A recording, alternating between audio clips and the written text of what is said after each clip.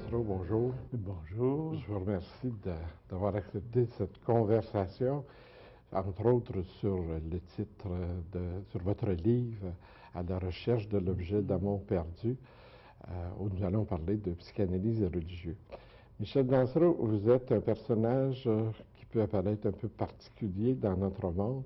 Vous êtes psychanalyste et vous êtes aussi un croyant. Oui. Est-ce que vous pouvez vous définir un peu qu'est-ce que c'est pour vous que la foi, qu'est-ce que c'est pour vous cette identité de croyant? Ben, je vous avoue que la foi, ça n'a pas vraiment fait problème parce que je suis né dans une famille qui l'avait et ça m'a été donné au berceau probablement. Oui. Je m'en suis rendu compte plutôt tard. Je me suis posé cependant des questions parce que ma foi a été mise à l'épreuve, particulièrement par mon orientation scientifique et particulièrement mon intérêt pour Freud et qui est probablement celui pour moi qui a fait les plus importantes objections à la foi. C'est ça, parce que vous êtes médecin, vous avez fait des sciences, médecin, oui. Ce que l'on oppose souvent, et après ça, en plus d'être médecin, à un moment donné, vous êtes parti et vous avez fait une psychanalyse et vous êtes devenu psychanalyste. C'est ça, c'est ça. Ça ne devait pas être facile parce que vous avez fait votre psychanalyse dans les années 50, dans ce qu'on appelle souvent la grande noirceur. Comment c'était à cette époque-là par rapport aux gens religieux du Québec et comment c'était perçu aussi dans les milieux psychanalytiques un croyant? Oui. Ben, au Québec, à ce moment-là, la foi n'était pas tellement mise en question. Mais dans le monde scientifique, oui, et particulièrement dans le monde psychanalytique, il y avait, je pense, très peu de psychanalystes croyants. Il y en avait quelques-uns, cependant. Ici, à Montréal, il y en avait un qui s'était converti du judaïsme au catholicisme. C'était Carl Stern. Oui, dont vous parlez d'ailleurs dans votre livre. Oui, qui était un de mes maîtres.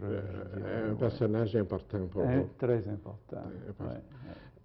Vous êtes rendu, comme vous le dites en début de livre, à la 11e heure de votre vie. Oui. Et j'ai 75 ans. Vous avez 75 ans.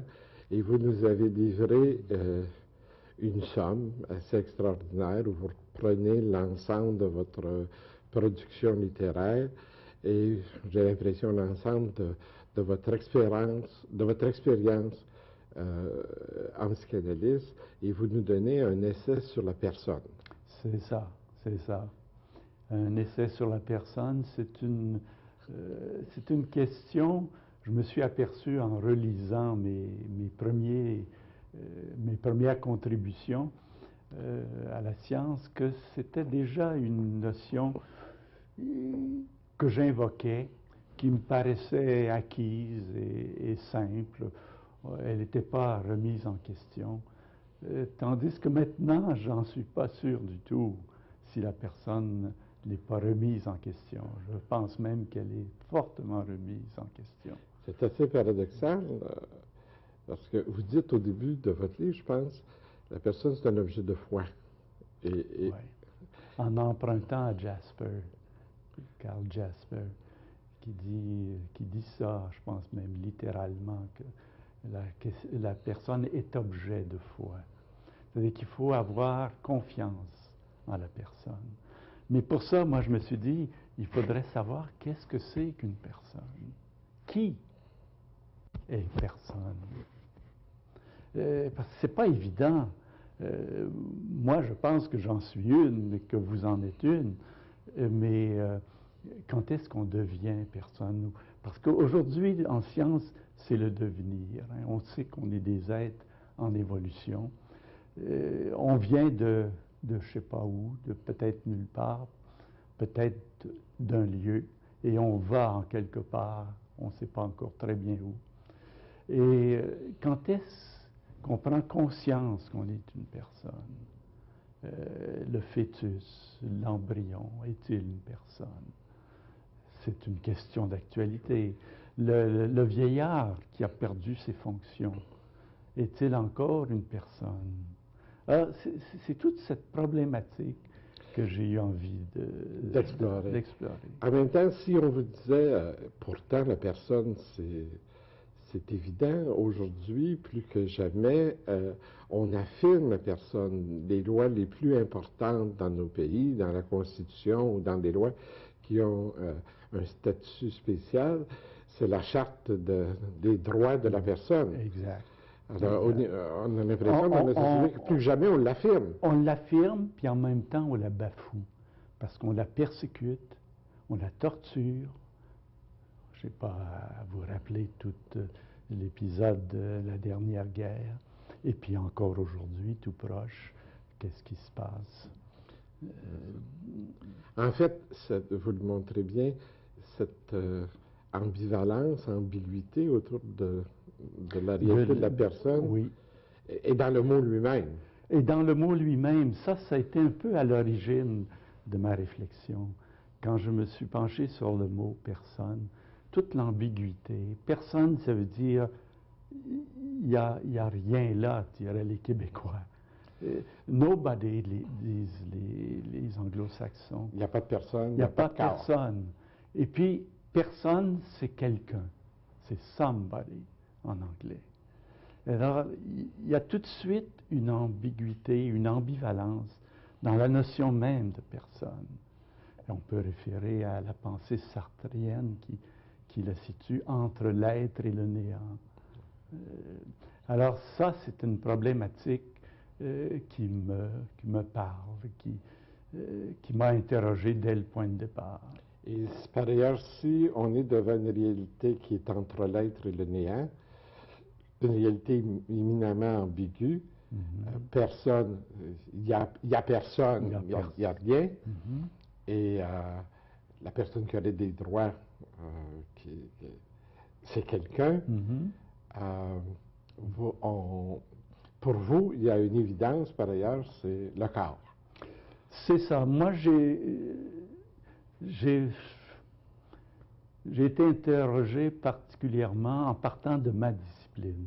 L'âme, j'y crois, mais disons que je ne suis pas tellement habilité à en parler. Mais le corps, je connais un peu plus, comme médecin, comme psychanalyste. Le corps, c'est une réalité qui m'est proche. J'ai eu des difficultés avec le corps, comme beaucoup d'entre nous, comme tout le monde, parce que ce corps-là, il se modifie. Le corps que j'avais quand j'étais petit et le corps que j'ai aujourd'hui, c'est le même corps et pourtant c'est un corps tout à fait différent. Alors, je suis parti d'une réflexion à partir du corps. Je dis toujours le corps en situation dans le monde, c'est-à-dire le corps en relation avec d'autres corps. Parce que c'est dans ma relation avec d'autres corps que je prends conscience de mon corps. Si vous me donnez un coup de poing ou si vous me caressez, je prends conscience de mon corps. Mon corps réagit. Et je dis, je ne peux pas dire autre chose que, avant tout, je suis mon corps. Et on ne pourrait pas dire aussi, je sens mon corps. Et je sens, oui. La dimension affective du corps. C'est ça. C'est le passage de la psychanalyse. Vous êtes un médecin. À la psychanalyse puis à la médecine, parce qu'aujourd'hui, regardez, dans la médecine, comme elle est devenue très scientifique, très une bonne médecine, mais par ailleurs, elle est dépersonnalisante. Beaucoup de patients se sentent traités comme des objets.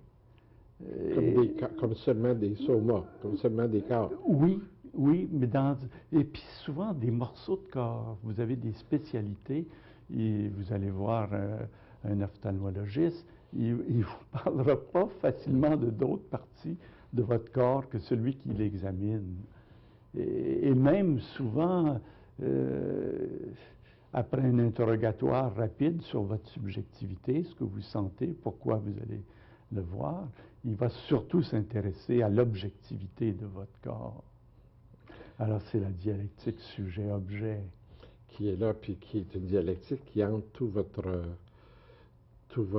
œuvre, au fond, et toute votre pensée autour Oui. de la notion de personne. Oui, oui. Est-ce que c'est ça? Pour vous, ça ne peut pas être qu'un morceau, ça ne peut pas être qu'un corps.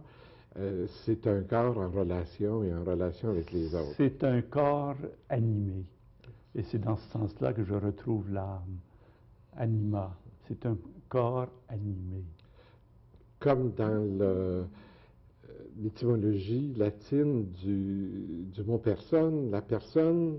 Ah, ça c'est intéressant. La personne, chez les latins, la persona. Vous m'avez présenté en disant, vous êtes un personnage. J'ai un peu tiqué, parce que j'aimerais mieux être une personne qu'un personnage. Chez les latins, la persona, c'était le masque extérieur. Mais un masque a toujours deux faces. Alors, il y a la face extérieure pour les autres, puis la face tournée vers l'intérieur, qui est la personne plus intime. Et derrière le masque, on pourrait presque dire, il y a la personne qui parle, ou derrière le masque, au moins, il y a la voix qui parle. Oui, qui sonne. La paire sonne. J'en arriverai dans mon livre, d'ailleurs, à faire un mauvais jeu de mots, probablement. Mais quoi que ça a du sens pour moi, parce que c'est un père qui sonne. C'est-à-dire, là, c'est très complexe, ça. Allez-y, allez-y. On parle pour parler. Ouais. C'est que la personne, moi comme personne, je ne me connais qu'à travers les autres, qui me disent qui je suis, ou qui me le disent si mal que je dis je ne suis pas ça. Mais c'est à cause de leur critique que je me connais. Alors, il y a un autre, la phrase de Rimbaud, « je est un autre », et quelque chose qui m'a ébloui, ça a été comme une révélation pour moi. Comment ce que je suis, moi, la psychologie m'a appris ça aussi, que mon je s'est formé par identification aux autres. Le jeu d'un enfant, un enfant se met à jouer avec son cheval, il est cheval, il joue avec toutes sortes d'objets, il est son pipi, il est son caca, il est tout ce avec quoi il joue. Il se développe en s'identifiant aux autres. Il est maman, il est papa, etc. On parle de... Bon, qu'est-ce qu'une personne, on ne le sait pas. Au début, vous ne le savez pas. Puis vous diriez peut-être que même aujourd'hui, vous ne le savez pas. Oui. D'ailleurs, vous dites « je suis un autre ». Ouais. En prenant Rimbaud, c'est comme Ouais. si vous me disiez « je ne sais pas complètement qui je suis en quelque part ». Mais à partir de ces ancrages-là qui sont très forts pour vous, le corps et le corps qui parle, le corps qui dit « je suis cela » ou « je ne suis pas cela », vous entreprenez de voir qu'est-ce que c'est que la personne. Oui, oui. Vous Le corps, et j'aime bien ça, le corps qui parle. Quand vous dites ça, j'aime ça. Parce que c'est vrai, il parle, et il parle à travers les joies et les souffrances. À travers, encore une fois, le senti. Le senti. C'est à travers, je me connais autant parce que j'ai eu de joyeux que parce que j'ai eu de souffrant. À partir de ce qui sonne, puis qu'on risque de faire un mauvais jeu de mots moi-même, à partir de ce qui résonne dans le corps. Oui, c'est ça, c'est ça. À partir de ce qui résonne dans le corps. Vous voyez simplement mon corps, mon estomac, par exemple. Je le connais pas. C'est-à-dire, longtemps, je ne pouvais pas dire que j'avais un estomac. Mais quand il me fait mal, là, je prends conscience de mon estomac. Avant qu'il ne me fasse mal, je n'avais pas conscience d'en avoir un. C'est donc à travers ce pédagogue qui est la souffrance ou la joie, quand quelqu'un me caresse, je prends conscience comme c'est doux. Comme c'est bon. Comme c'est bon. Puis je prends conscience que j'ai un corps et je l'explore parce que l'autre aussi explore mon corps. En même temps, quand vous entreprenez cette réflexion sur la personne, vous l'entreprenez dans la perspective psychanalytique et vous revenez à Freud. Oui. Et pour vous, ce n'est pas qu'un drame individuel, la question de personne. Non. C'est un drame de civilisation, c'est un drame de culture. De culture, et il y a dès le point de départ, il y a un collectif là-dedans. C'est pas un individu. Je vais devenir un individu à un moment donné. Je vais prendre conscience de mon individualité, puis là, je vais me séparer de vous. Mais au début, je suis essentiellement une relation à vous, à l'autre. Cette aventure-là, ça commence à la naissance et ça commence... Par un drame. Par un drame qui est symbolisé par la coupure du cordon ombilical. C'est-à-dire la coupure avec l'autre, qui était tout mon univers, qui assurait ma vie. C'est grâce à ce cordon qui me reliait à ma mère que j'existais. Alors, le tout début de la personne, c'est un drame. C'est un échec de cette totalité. Freud dit que le moi, le premier moi, est un moi qui englobe l'univers.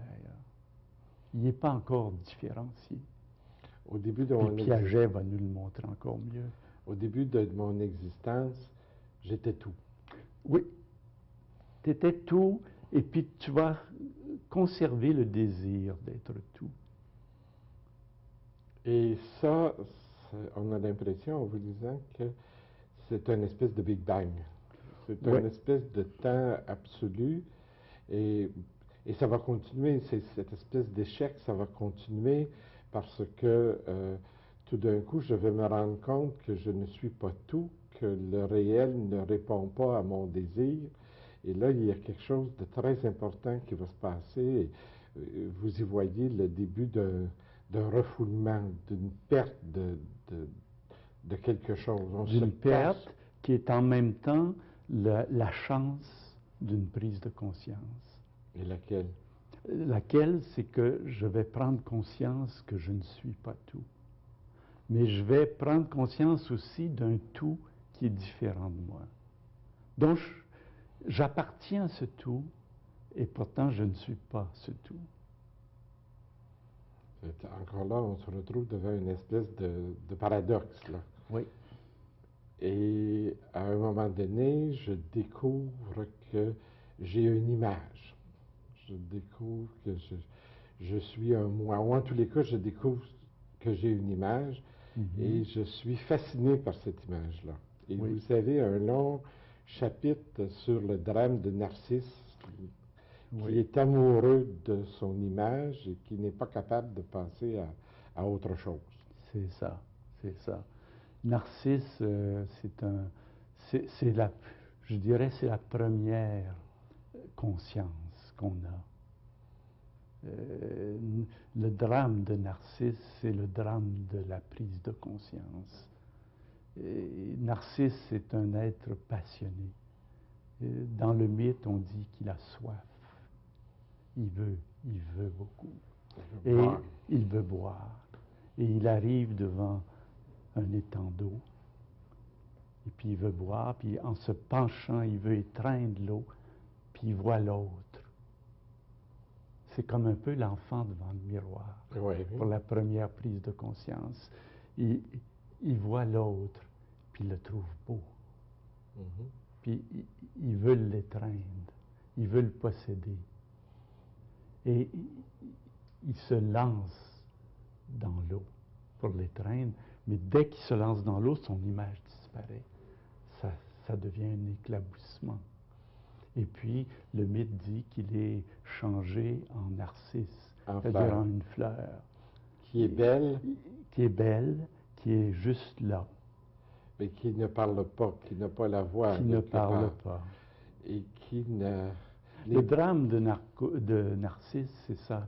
C'est qu'il n'y a pas eu de répondant. l'écho, il y a eu juste la nymphe écho. Mais l'écho ne faisait que lui rendre l'écho de lui-même. Et finalement, il n'a été qu'ébloui par cet écho. Mais pourtant, vous prenez le poème de Valérie, je De pense. Valérie, qui est extraordinaire. Oui, que j'ai connu en vous lisant. Et, mais chez Valérie, Écho, la nymphe, en tous les cas, elle l'aime, elle vient lui déclarer son amour, et c'est plus que son écho, là. Elle pourrait être plus, mais elle le sollicite de la prendre comme femme, de la faire devenir femme. Et parce que même à certains moments, Valérie dit qu'elle admet que Narcisse lui a révélé des choses d'elle-même.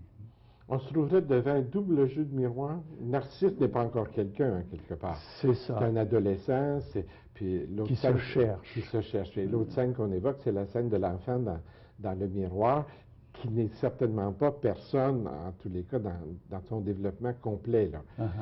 Et, mais vous dites, chez Valérie, vous lisez la nymphe aussi comme étant pas encore complètement une personne.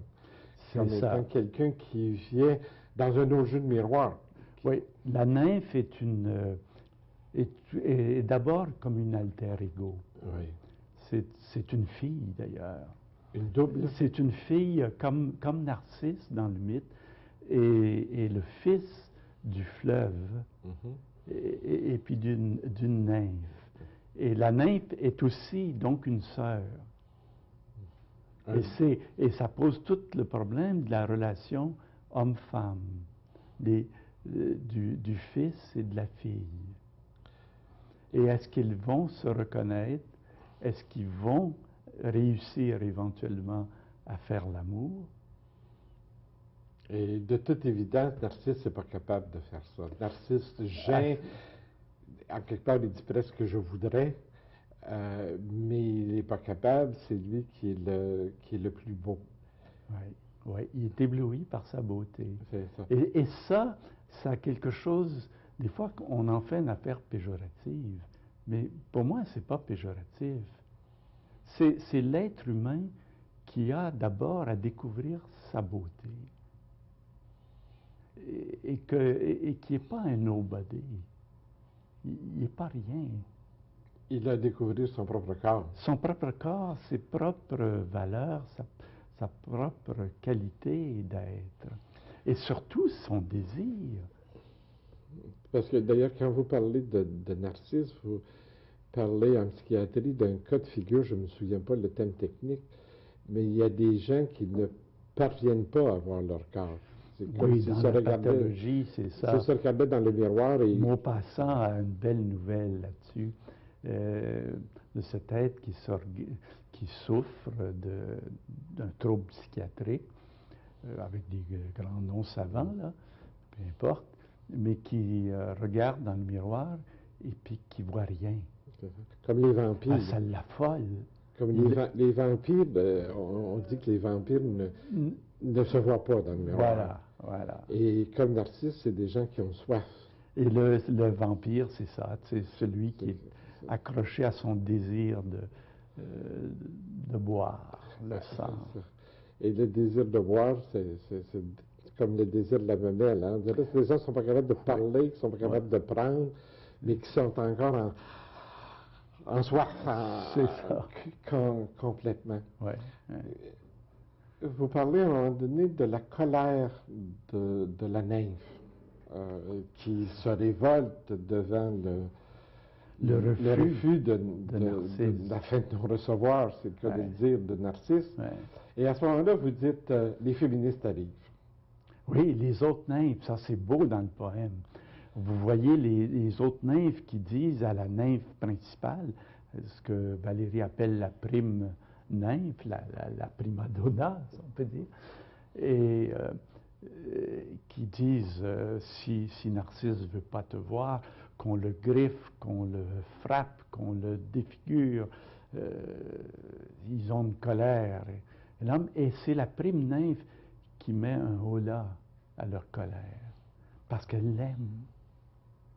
Elle aime Narcisse. Et parce qu'elle n'est pas Puis féministe? a dit, euh, elle est certainement féministe, mais elle est une féministe qui est capable d'aimer l'homme, qui est capable de reconnaître la souffrance de ce Narcisse, qui dit qu'est-ce qui parce que les autres nymphes disent que Narcisse a blasphémé en les rejetant. Il a blasphémé la loi de la vie, il a blasphémé l'amour. Et c'est pas vrai? Refusé. Oui, à ce moment-là, parce qu'il est préoccupé de d'abord construire son moi, dit narcissique. Elle demande un impossible par rapport à Narcisse.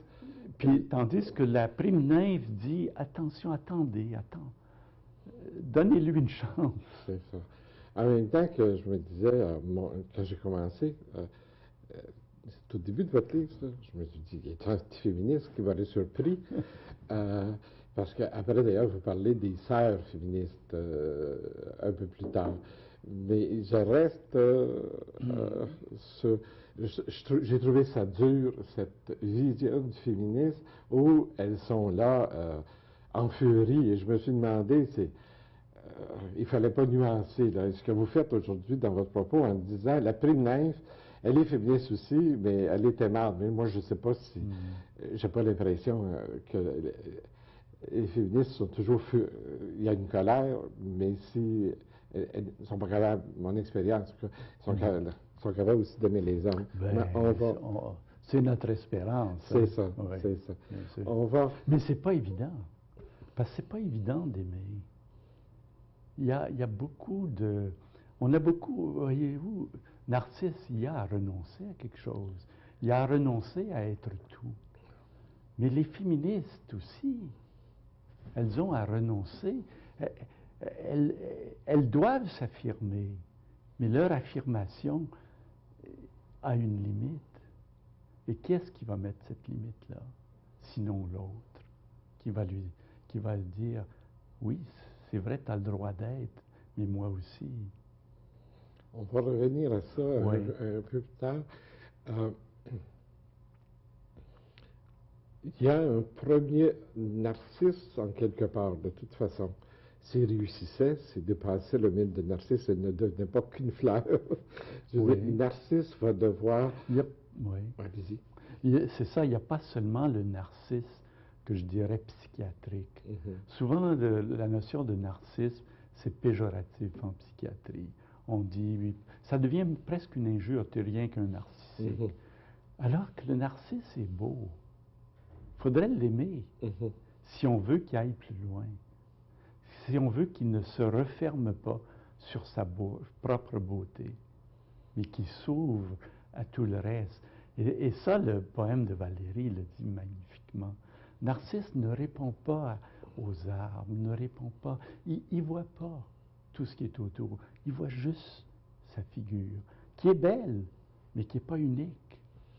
C'est comme s'il devait s'aimer pour être, s'éprouver et s'éprouver dans son cœur, pour pouvoir, dans un deuxième moment, renoncer à cette première image et entendre tout à fait autre chose.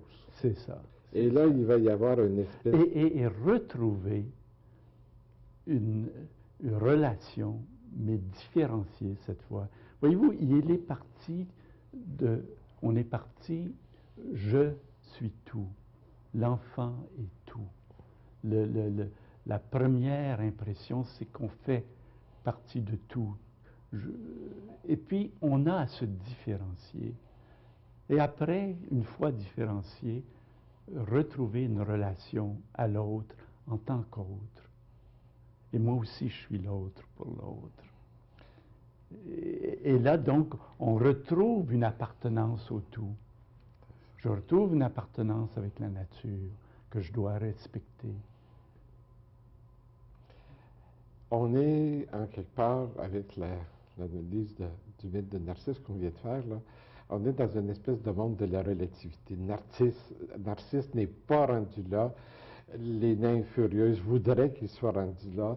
La nymphe première, la prima donna, est ailleurs, est entre les deux, quelque part. Et vous avez tout un chapitre sur la relativité. Et d'abord la réalité, parce que vous voyez qu'après cette formation du premier moi narcissique, il ne peut se définir que par opposition à un monde, soi-disant objectif, entre guillemets, là. Il a donc une première notion de réalité extérieure à lui, s'il va au-delà de cette fermeture sur lui-même. Parce que c'est en même temps que vous me résistez que je prends conscience de moi et de vous, comme être différent. Et là, vous êtes en marche vers une individualisation de vous-même. Alors, et devant vous bâtissez une notion du réel extérieur et du réel intérieur, les deux faces du masque. Il n'y a pas une réalité. La réalité, puis ça, Piaget l'a bien montré, c'est une notion qui se bâtit. La réalité de cette table, ici, je pense la connaître parce que je la touche, j'ai fait le contour. Mais à mesure que je la connaîtrai mieux, je vais savoir que c'est bien plus complexe que ça. C'est pas juste une table comme ça, c'est fait de plein de trous, cette table-là. Mais vous ne le savez pas avant de faire certaines études de physique, de chimie, etc. Il faudra renoncer à une image, encore une fois, pour avoir d'autres images de la table qui est devant moi.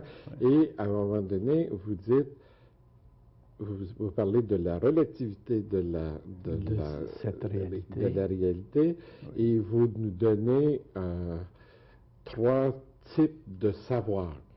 Et vous parlez du savoir fusionnel, qui était sans doute ce premier savoir de ce temps bienheureux où je ne sais pas, où j'étais tout du monde, où vous étiez tout du monde. On n'était pas là, par ailleurs, on n'avait pas pu se parler. Et vous parlez aussi de savoir anal et de savoir génital.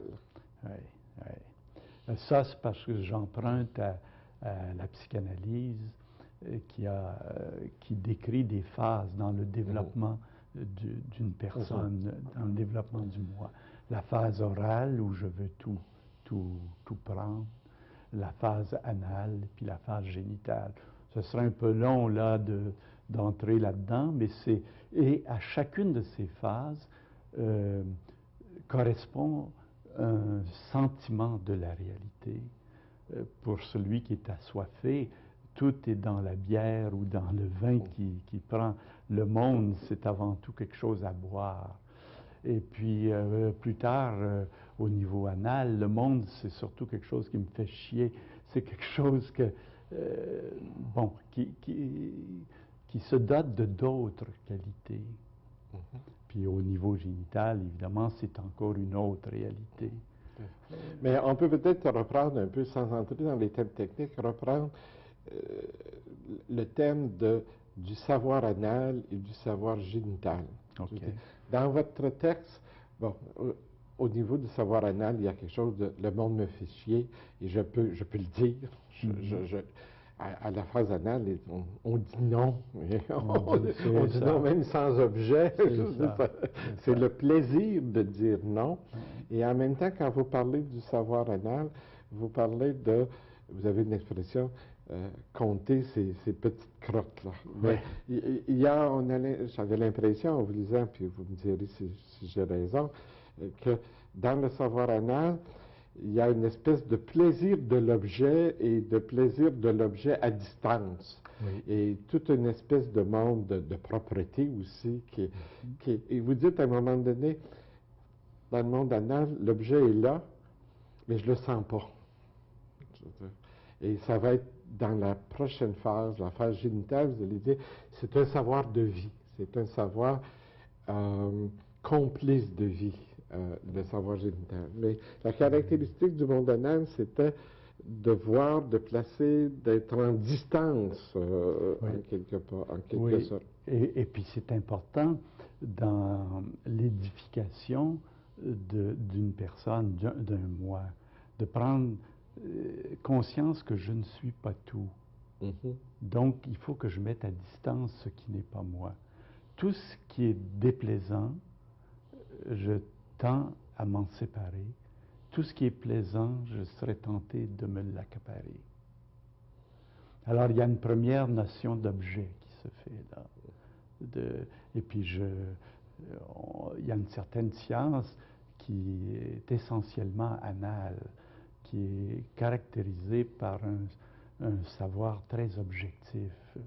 Et puis, en psychologie, par exemple, ça sera toute la psychologie expérimentale qui consistera justement à faire des expériences avec des rats et puis de noter combien de petites boules de caca qui ont été sécrétées, plus ou moins, tout l'ordre statistique des choses. C'est une science à distance. Et en même temps, on a l'impression que vous déplorez cet état de choses. Mais parce qu'elle est partielle. Elle donne des informations essentielles et puis il ne faut pas la renier. Sauf qu'il faut aussi arriver à voir, avec tout ce qui est distant, qu'est-ce qui se passe, comment ça fonctionne avec le savant qui fait la science. Ça va être l'aspect subjectif. Et le génie, donc le savant génital, est un savant qui devient conscient de sa subjectivité. C'est Einstein qui nous enseigne qu'on ne peut rien connaître autrement que de dire comment on se relie avec cet objet de connaissance. Par exemple, il dira, si j'observe un cheval qui trotte, eh bien, ce n'est pas le même cheval si je suis dans un train ou si je suis arrêté. Ça sera relatif à moi. Et à mon regard. Donc, il y a une science qui est en quelque part sans corps, où le savant... Il y a un corps, mais un corps qui est uniquement vu comme objectif. C'est ça. Et la dimension subjective, il ne s'y intéresse pas encore. Même il s'en méfie. Parce que ça le ramène trop à la période antérieure où tout était subjectif. C'est ça. Alors, à ce moment-là, par ailleurs, il y a une panique, il y a une peur de devenir subjectif. Oui. C'est ça. Oui, il y a une peur de retrouver son corps, en quelque part. Et vous citiez un discours de votre frère qui est doyen à la faculté de médecine dans les années 60. Ça a été le premier, moi, qui m'a appris cette dimension subjective. Après ça, je l'ai retrouvé chez d'autres. C'est Pierre Dansereau. Pierre Dansereau, qui est écologiste, une sorte de pionnier dans son temps. Qui propose aux étudiants de la faculté des sciences d'être des physiciens ou des savants nu-pieds. Nu-pieds, qui reprennent... On pense souvent avec ses pieds, comme avec tout son corps. Le savant, par exemple, il explique ça très bien. Il va prendre conscience de l'humidité de l'herbe s'il est nu-pied, justement, parce qu'il éprouve subjectivement. C'est tout l'aspect laboratoire qu'il faut introduire dans chaque science pour qu'elle ne soit pas que théorique. Et on retrouve l'image du corps et on retrouve l'image de la femme, parce que vous vous posez à ce moment-là la question, est-ce qu'il y a un anima, vous prenez un grand risque là, est-ce qu'il y a un anima, est-ce qu'il y a une âme féminine? Ouais. Et ça peut en faire tiquer pas mal. Bon, on va laisser les gens de côté, on va essayer de prendre la substance qu'il y a là-dedans, là, c'est que ça nous renvoie, puis là vous prenez Carl Stern, La fuite de la femme, là, qui nous renvoie à quelque chose qui apparaît à un moment donné dans l'histoire de la femme, en tous les cas, qui est la capacité de recevoir dans un corps le sperme, l'ovule qui reçoit. L'autre. La capacité de porter l'autre, la possibilité d'allaiter. Et dans l'expérience de la maternité, il y a quelque chose d'un senti, d'un corps qui sent l'autre et d'un corps qui accueille l'autre. Voilà. Voilà. L'image opposée de Narcisse, au fond. Oui, puis l'image qui complète tellement pour l'homme une façon différente de connaître. Prenez simplement cette notion de maternité, paternité. Eh bien, pour une femme, la maternité, c'est d'abord, elle le sent avant même de l'expliquer. Elle comprend, elle prend son enfant, elle l'a en elle. La notion de paternité, c'est sciemment que je dis notion parce que c'est d'abord une notion. Longtemps, on n'a pas su quel était le rôle de l'homme dans la procréation. C'est ça, oui. Alors, il a fallu toutes sortes de raisonnements pour arriver à dire qui est le père. Tandis que pour une mère, c'était évident. L'enfant sortait de son vagin, on ne peut pas dire que c'était pas la mère. En même temps, le père, il n'était jamais sûr qui était le vrai père. Je me suis interrogé, je connaissais Carl Stern et je suis partie prenante on ne peut pas y échapper à cette vision d'être accueilli dans un corps, d'un corps qui nous reçoit. Et bon, on risque de passer pour rétrograde, cette image d'une âme féminine, en même temps que ça me pose des questions, je veux dire, devant une autre voix qui peut être là. Est-ce que, je pose une question, est-ce qu'il y a une âme, et pourquoi on ne se pose pas la question, est-ce qu'il y a une âme de l'homme? Oui, certainement. Ça, j'ai essayé de développer ça en parlant de la notion de bisexualité qui habite tout être. Tout être est le fruit des deux. Des deux.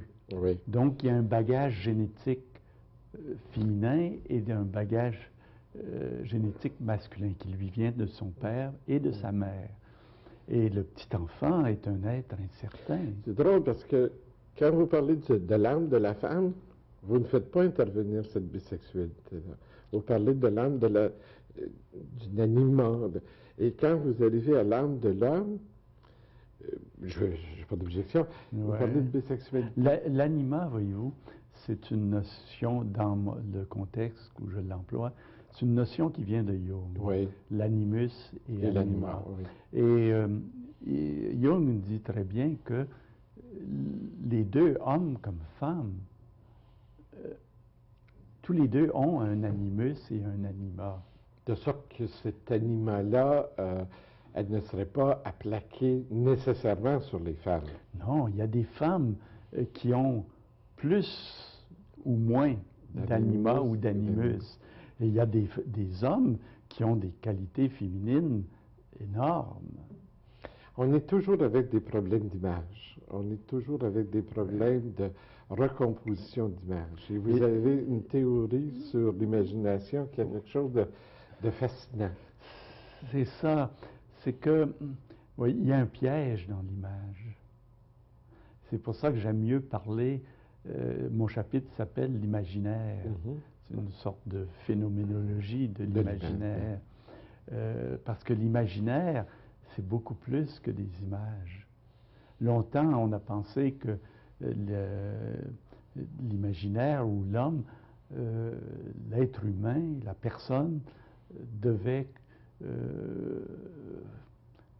construire des images.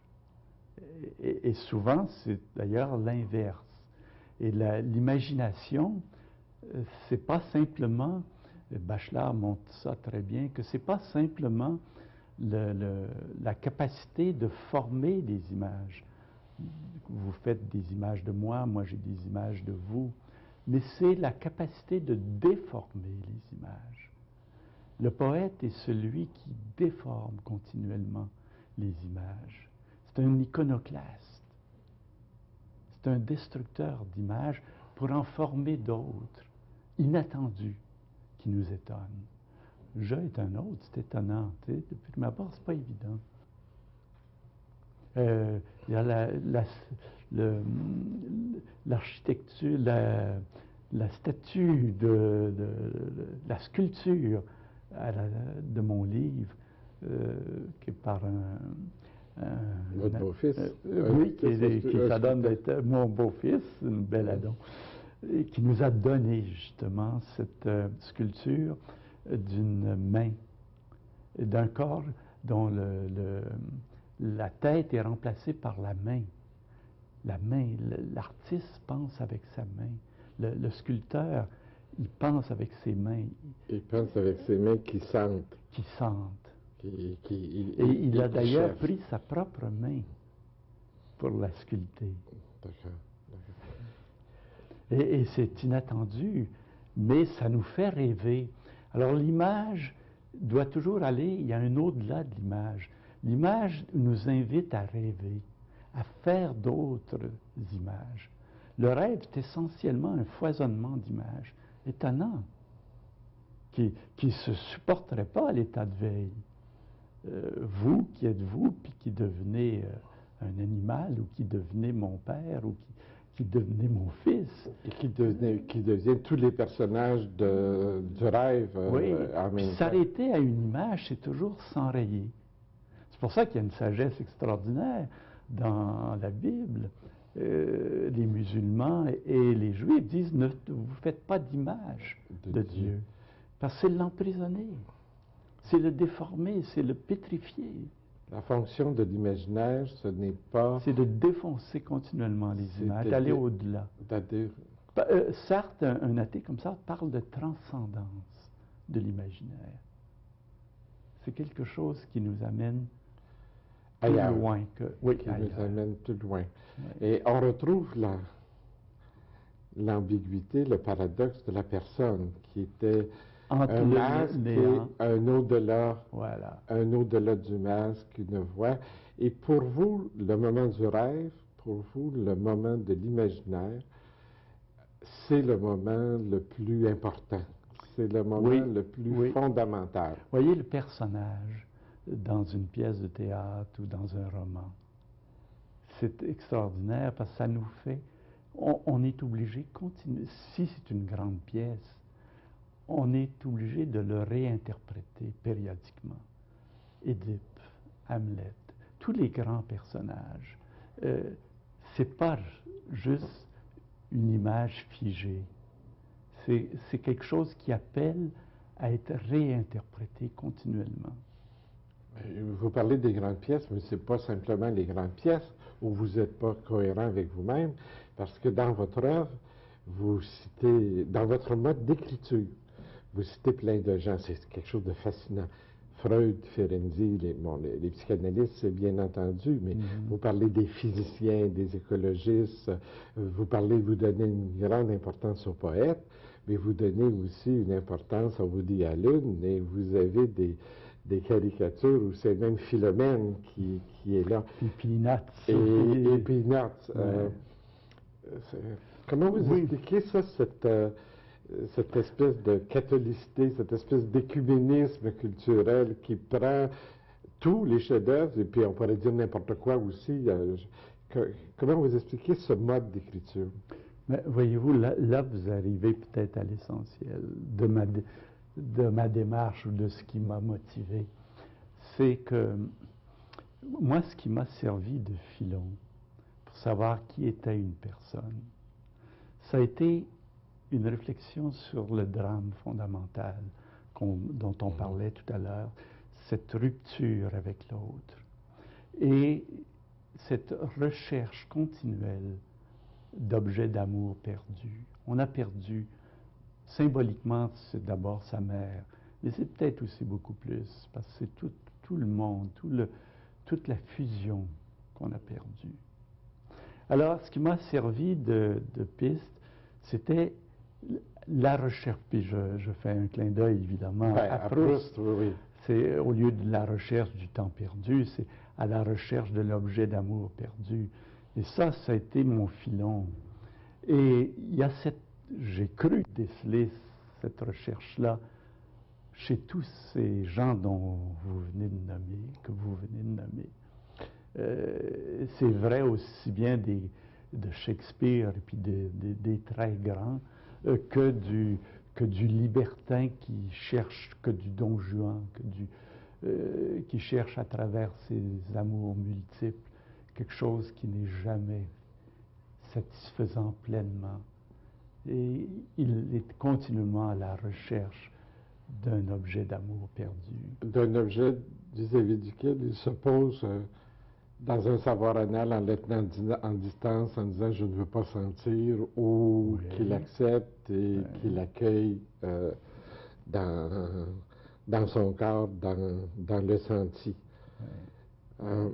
Mais c'est ça, c'est qu'il est pris au jeu, il va beaucoup plus loin. Au début, il ne l'accepte pas, ou il l'accepte juste comme un objet de plaisir. C'est petit à petit, s'il est assez longtemps en relation avec, qu'il va découvrir l'objet comme étant aussi un sujet comme lui-même, qui devra apprendre à aimer, surtout. Puis s'il aime, il va le respecter. Aime et fais ce que tu veux. Dit Saint-Augustin. Et voilà. C'est... Mais ça ne va pas de soi. Je me découvre comme image, je renonce aux images, je renonce à cette image, je peux découvrir le corps de l'autre comme image, et je peux renoncer à l'image pour Et ça, reconnaître c'est le sa corps voix. de l'autre qui m'oblige à ça. Voyez-vous, je vais prendre un petit exemple personnel. Moi, je suis ou j'étais, c'est intemporel, en amour avec ma femme. Petit à petit, elle a fait un cancer. Elle est morte il y a plus de 20 ans maintenant. Il a fallu que je renonce à certaines parties de son corps.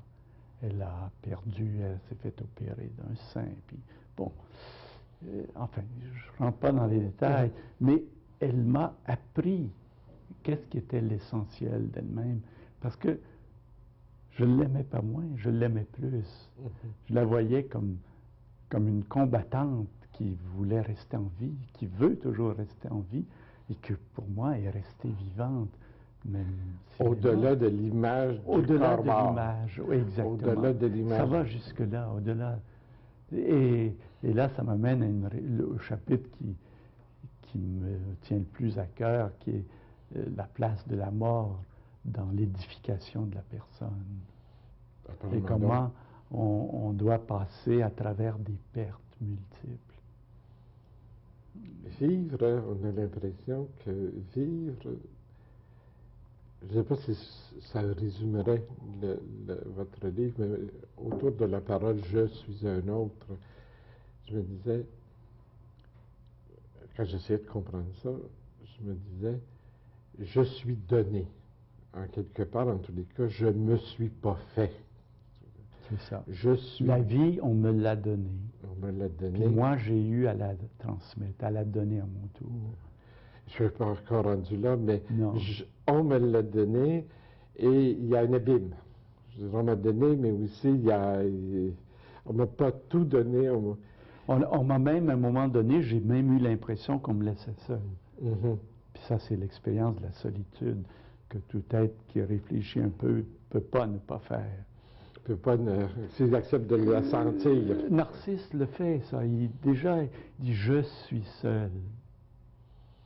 Et en même temps, on est convoqué au pardon. On est convoqué à son tour et au-delà de la rupture. Au pardon, et dans le pardon, il y a le mot don. On est amené à donner. Pardonner, c'est donner quelque chose. Dieu dans tout ça?